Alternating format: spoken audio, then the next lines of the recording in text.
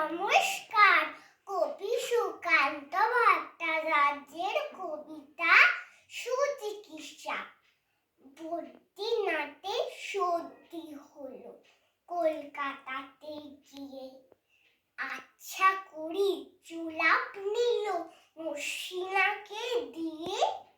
Doctor এসে বলল কেসে বড়ই কঠিন ব্যায়াম, এসব কি সুচিকিৎসা? আরে আরে রামু, আমার হাতে পড়লে পড়ি এক্সরে করে দেখি রোগটা কেমন, কঠিন কিনা আসল কিংবা মেকি।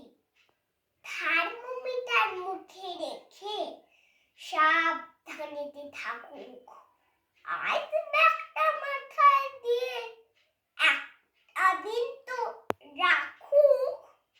ইনজেকশন নিতে হবে, অক্সিজেনটা পরে, তারপরেতে দেখব এই রোগ থাকে কেমন করে। পল্লীগ্রামের বদ্রীনাথ অবাক হন ভারী, সর্দি